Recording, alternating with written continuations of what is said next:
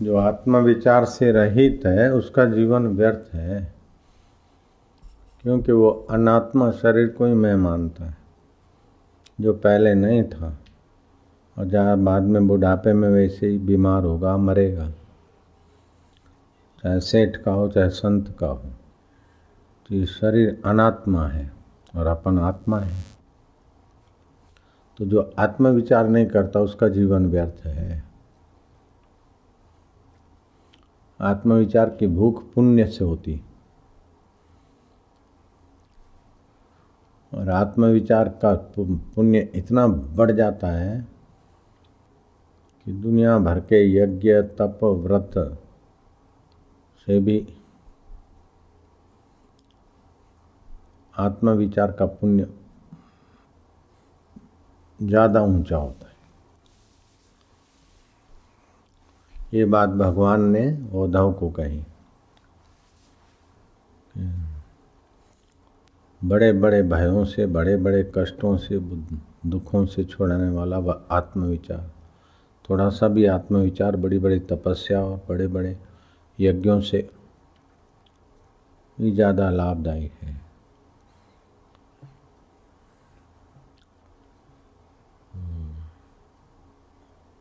हाँ। हे राम जी, जो एक सांस भी आत्मविचार से रहित होती है वह वृथा जाती है। मनुष्य की ऐसी एक सांस के समान संपूर्ण पृथ्वी का धन भी नहीं है। यदि एक सांस निष्फल जाए तो फिर मांगे नहीं मिलती। एक श्वास इतनी कीमती है कि पृथ्वी का धन दे दो फिर भी एक श्वास आप आयुष्य बढ़ नहीं सकती। ऐसी कीमती श्वास है, इधर उधर गंवाना गपशप में। सो हम श्वास अंदर जाए सो, बाहर आए तो हम। मैं शरीर नहीं, वह चैतन्य हूँ, आनंद स्वरूप हूँ, सुख स्वरूप हूँ, भगवान का अविभाज्य अंग हूँ। ये मानस जप, वो पुरुष खुद तीर्थ रूप हो जाता है, वो पुरुष खुद पवित्र करने वाला हो जाता है। मनुष्य का एक श्वास भी आत्मविचार के सिवाय जाता है तो व्यर्थ हो जाता है। सारी पृथ्वी का धन देने से भी एक श्वास जितनी आयुष्य वापस नहीं आती।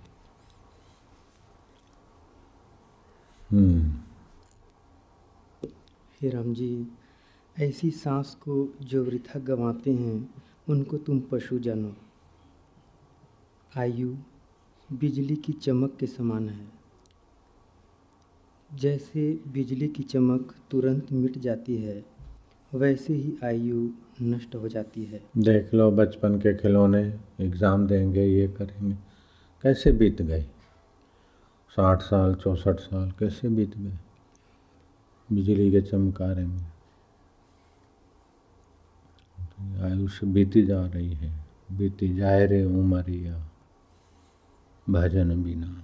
और भजन ये है कि अपने पहले जो नहीं था बाद में नहीं रहेगा, उस शरीर की ममता मिटती जाए, और पहले था अब भी है बाद में रहेगा, उस चैतन्य आत्मा की प्रीति, आनंद और शक्ति बढ़ती जाए, तो सारे दुखों से भी बचा देगी, सारे पापों से भी बचा देगी, सारी वासनाओं से भी बचा देगी। जब देह में ममता होती है ना तब वासना होती है, वासना के अनुसार करेगा तो खोखला बन जाएगा। आत्मविचार बड़ी चीज़ है। हे राम जी, ऐसे शरीर को पाकर जो सुख की तृष्णा करते हैं वे महामूर्ख हैं।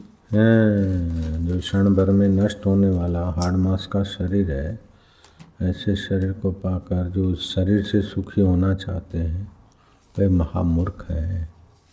शरीर की सुविधा भोग के सुखी होना चाहते हैं वो तो लाचार हो जाएंगे। आत्मा का सुख, शरीर की सुविधा असुविधा चल जाए। हे राम जी, अज्ञान रूपी निद्रा में जो अपने स्वभाव से गिरा है वह संसार रूपी स्वप्न श्रम को देखता है। ज्ञान के कारण जो अपने आत्म स्वभाव से गिरा है वो संसार के स्वप्न को ही सच्चा मानता है। ये सब सच्चा दिखता है उसको। मूर्ख को पता भी नहीं चलता कि सब भूल बदल रहा है।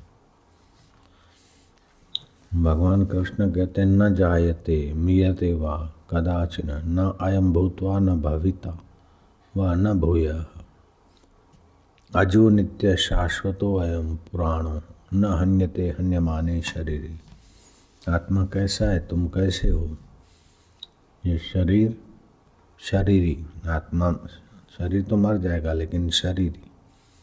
जैसे रथ अलग है, रथी अलग है। रथ में बैठने वाला रथी रथ से अलग है, गाड़ी से ड्राइवर अलग है, घड़े से आकाश अलग है। घड़े में है तो क्या हो गया? पानी से तरंग अलग है, तरंग निकाल के तरंग मिट जाएगा, पानी नहीं मिटता। तरंग तो दिखने भर का है, आधार पानी है। ऐसे गहना दिखने भर का है, आधार सोना है। ऐसे ही दिखने भर का शरीर है, आधार तो अपन आत्मा है। तो आत्मा को बोलते हैं, जो आधार है अपन, उसको बोलते हैं शरीरी। और यह है शरीर। तो यह शरीरी न कभी जन्मता है और न मरता है। यह उत्पन्न होकर फिर होने वाला नहीं है। यह शरीरी जो आत्मा है, ऐसा नहीं कि उत्पन्न हुआ फिर मरेगा, नहीं। जैसे आकाश उत्पन्न होता नहीं और मरता नहीं है, घड़ा उत्पन्न होता है मरता है, ऐसे शरीर पैदा होता है मरता है। यह जन्म रहित नित्य निरंतर रहने वाला है, सदा रहने वाला है, शाश्वत है, अनादि है। शरीर के मारे जाने पर भी यह नहीं मरता, मारा जाता। शरीर के 6 विकार होते हैं, जन्म लेना, बड़ा होना, बदलना, बूढ़ा होना, बीमार होना और मर जाना। लेकिन जो बीमारी को देखता है, बुढ़ापे को देखता है, बदलाहट को देखता है, वो तो अमर है। तो जो इनको जानता है बुढ़ापे को, तो जिसने जवानी को जाना वो बुढ़ापे को भी देखता है। जिसने बचपन को जाना वो जवानी को भी जानता है। तो जवानी तो चली गई मगर हम तो हैं, बचपन चला गया हम तो हैं, दुख चला गया हम तो हैं। ऐसी मौत आएगी, शरीर चला जाएगा, फिर भी हम हैं। तो हम क्या हैं, सो हम स्वरूप जान ले तो मुक्त हो जाएगा। उत्पन्न होना, दिखना, बढ़ना, बदलना, घटना, बीमार होना, नष्ट होना, ये शरीर का काम है। तो भगवान बोलते ममैवांशो जीवलोके। तो ये जीवात्मा मेरा ही स्वरूप है, सनातन है, अमर है। न जायते, दोबारा इसका जन्म नहीं होता। अज है, जन्म भी नहीं होता। न म्रियते, मरता भी नहीं। न हन्यते हन्यमाने शरीर, शरीर के मरने से ही मरता नहीं है। तो वास्तव में तुम लोग शरीर के मरने से भी तुम मरने वाले नहीं हैं, मन के दुखी होने से भी तुम दुखी होने वाले नहीं हैं।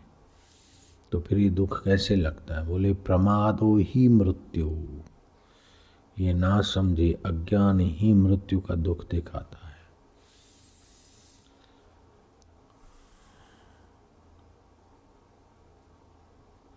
भगवान ने कहा 10वें अध्याय के 3रे श्लोक में, यो माम जन्म आदिम च वेति लोकम महेश्वरम असमूढ़ सम मर्त्येषु सर्व पापे प्रमुच्यते। जो मनुष्य मुझे अजन्मा, अनादि और संपूर्ण लोकों का महान ईश्वर जानता है, मुझे माना, मुझे आत्मा को, अर्थात जो दृढ़ता से मानता है, वह मनुष्यों में असमूढ़, मतलब मूढ़ नहीं है, जानकार है। और वह संपूर्ण पापों से छूट जाता है, मुक्त हो जाता है। अपने को खाली इतना जानने से सब पापों से छूट जाए, सब दुखों से छूट जाए। तो भगवान ऐसे हैं और भगवान परमात्मा ऐसे, और मेरा आत्मा भी ऐसा है।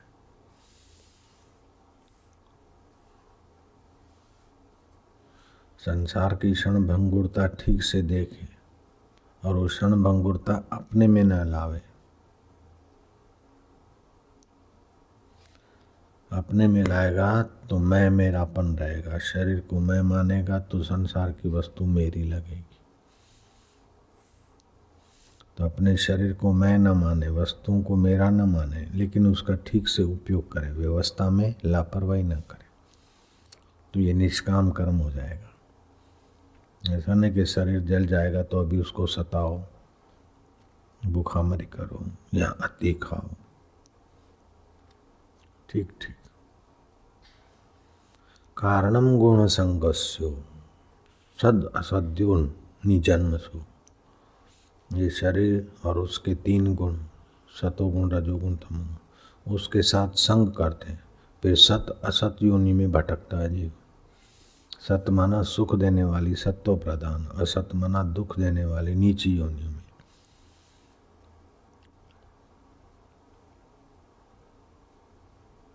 सुख की बहुलता सत योनि, दुख की बहुलता असत योनि।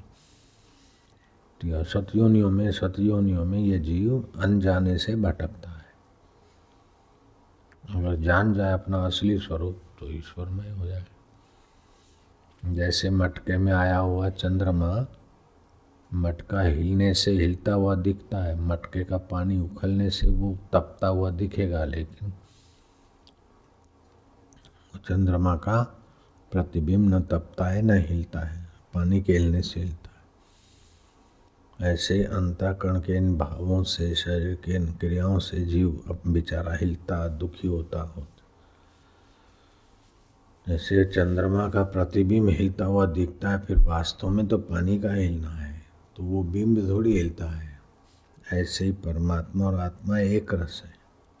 शरीर बदलता है, शरीर मरता है, मन बदलता है, बुद्धि बदलती है, तो जो अबदल है उसमें प्रीति, उसमें गुरु की कृपा में डटना है। ये समझो गुरु की कृपा हुई, उसमें डटने को प्रेरणा मिली, ये कृपा है। डटने का उत्साह मिला, सत्संग मिला, ये कृपा है। ऐसा नहीं छू मंतर टूना टोटका हुए, ये कृपा है। अपने सुख के लिए जो काम करते हैं तो सुख की वासना बढ़ती है, दूसरों के हित के लिए काम करते तो वासना मिटती है, तो अपना अंतरात्मा का आनंद प्रकट होता है।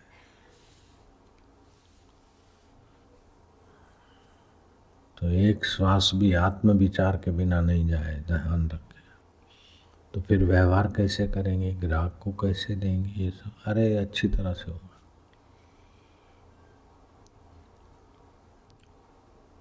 जैसे पत्नी फेरे फिरती है, फिर क्या है, एक श्वास भी अपने पति की नहीं, ऐसा कोई एक श्वास है क्या?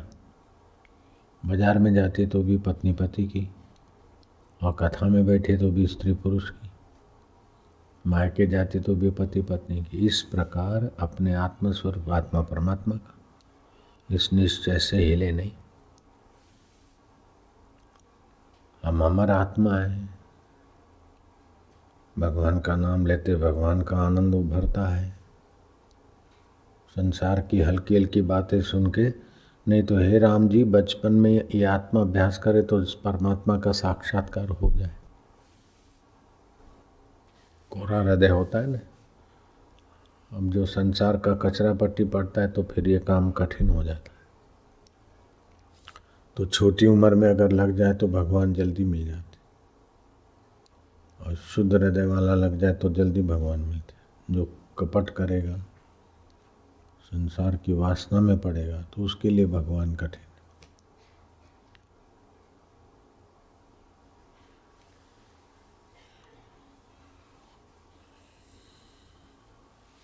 मेरा नाम करूं तो नाम तो शरीर का रखा हुआ है, तो जो जल जाएगा उसका नाम करूं, तो यह अज्ञान है ना।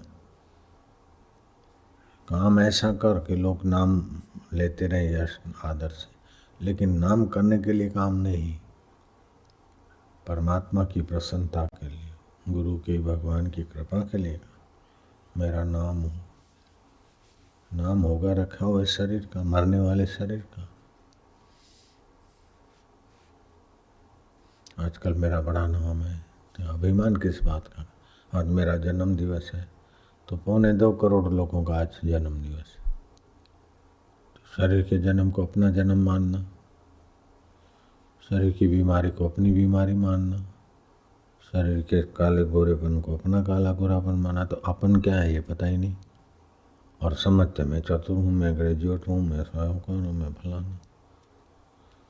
एक भूला दूजा भूला, भूला सब संसार, विण भूलिया एक गोरखा जिसको गुरु कहा। कुएं में भांग पड़ी, सब वही भांग पी पी के मत वाले, शुद्ध ज्ञान नहीं है, मायावी ज्ञान में उलझ के मरे जा रहे हैं, परेशान हो रहे कि बापू तमे ज्યાં છો ને અમને ત્યાં પહોંચાડી દો। तो હું ક્યાં છું? ત્યાં આગળ છું કે ત્યાં છું? तो चलो बैसो खभे, ત્યાં पहुँचाड़ी दो। नहीं, जहाँ हम हैं वो सत्संग के द्वारा वहाँ तुम पहुँचाओ। ये जहाँ भगवान कृष्ण है, अर्जुन को सत्संग के द्वारा वहाँ अर्जुन पहुँच गया। श्री राम वहाँ पहुँच गए जहाँ गुरु वशिष्ठ थे। बहुत ऊंची बात है, इसको सुनना भी बड़े भाग्य से मिलता है। उद्धव ने पूछा, भगवान सबसे बड़े में बड़ा काम क्या है धरती पर, सबसे बड़े में बड़ी बहादुरी क्या है? हम श्री कृष्ण अपनी लीला समेट के पधार जाने वाले हैं और उद्धव को उपदेश देते तो बद्री का आश्रम जा, अपने आत्मज्ञान में स्थित रहो। अब उद्धव इतना महान था कि 5 साल की उम्र से श्री कृष्ण का पूजन करता था और बृहस्पति जी से विद्या लिया था, गोपियों से प्रेमा भक्ति का संदेश मिला था। ऐसे उद्धव को भी भगवान कहते कि अब मैं चला जाऊंगा, तुम इसका दुख ना करो। तो उद्धव बोलते अपन साथ में है, मैं साथ में कोई आया नहीं, कोई गया नहीं, लेकिन जहाँ मैं हूँ वहाँ तुम पहुँच जाओ। हूँ जहाँ छूँ उद्धव, ત્યાં तुम पहुँची जा। तो पुत्र, परिवार, संबंधी और शरीर को मैं नहीं मानो और इनको मेरे नहीं मानो। इनसे मन हटाकर मेरे आत्म स्वभाव में लगाओ। बद्री का आश्रम जाकर आत्म अभ्यास करो और फिर मेरे से ऐसे मिलोगे जैसे पानी से पानी, घड़े का आकाश में आकाश से मिले, ऐसे मिल जाओगे। उद्धव ने कहा, प्रभु सबसे बड़ा शूरवीरता क्या है? तो भगवान ने कहा, स्वभाव विजय शौर्यम। अपने को देह मानने का जो गलत स्वभाव है उस पर विजय पाकर अपने को अजर अमर शाश्वत परमात्मा रूप में जानना है। हल्के स्वभाव पर विजय पाकर असली स्वभाव जगाना, ये शूरवीरता है। असली स्वभाव जैसे शिव जी शंकर सहज स्वरूप संभारा, अपना सहज स्वभाव है, हमारा आत्मा चैतन्य। लेकिन अभ्यास नहीं तो कठिन लगता है, तो उसका अभ्यास करें। स्वभाव विजय शौर्यम। इधर उधर की बातों में ज़्यादा टाइम नहीं दे। काम क्या लिया दिया, फिर अपना स्व मैं कौन हूँ अपने को पूछे। आखिर ये सब कहाँ तक? एक दिन सब मर जाएंगे, शरीर भी मर जाएगा, लेकिन मैं नहीं मरूंगा। तो जो मैं नहीं मरूंगा वो मैं कौन हूँ? गहराई से पूछे, प्रार्थना करे, पूछे, जप करे, तो धीरे धीरे वो दिव्यता उत्पन्न होगी। फिर तो इतना महान हो जाएगा कि देवता तुम्हारा दीदार करके अपना भाग्य बना ले। ऐसा ब्रह्मज्ञानी की महिमा होती। और फिर सूझबूझ भी लोक हिताय काम भी अच्छी तरह से होंगे। सेवा कार्य में भी 4 चांद नहीं 10 चांद लग जाएंगे। ब्रह्मज्ञानी का देखो कितनी विस्तार में सेवा हो जाती। जितना आप ईश्वर के तरफ ईमानदारी से आओगे उतना ही आपके द्वारा लोक मांगल्य भी होगा, और जितना लोक मांगल्य होगा उतना ही ईश्वर के तरफ ईमानदारी से चलेंगे। बहुत ऊंची बात है। सारी धरती का राज मिल जाए और ये ज्ञान नहीं मिला तो आदमी अभागा है, संभाल संभाल के मरेगा और क्या करेगा। सारी धरती का धन मिल जाए और ये आत्मधन नहीं मिला तो कंगाल है। धन तिजोरी में बैंक में होगा और अहंकार होगा और सुविधा में मरेगा और क्या। ज़्यादा मोटा हो जाएगा, ज़्यादा विलासी हो जाएगा, ज़्यादा खुशामद करूँगा गुलाम हो जाएगा और क्या होगा। तो सारी धरती का राज मिल जाए, सारी धरती का धन मिल जाए, फिर भी आत्मधन नहीं पाया तो वो निर्धन है, कंगाल है। मुसोलिन प्रेतों के भटक रहा है। कितना धन था रावण के पास, कितना धन था। सिकंदर, दारा, कारून खजाने के मालिक क्या झक मारा। अभी भी कईयों के पास करोड़ों होते, 1000 करोड़ होते, ऐसे लोग भी हमने देखे 1000 करोड़। तो क्या हो गया।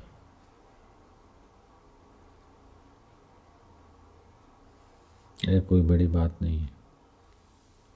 आत्मधन हो, फिर 1000 पैसे हों, 1000 रुपए हों, 1000 लाख हों, कोई बात नहीं।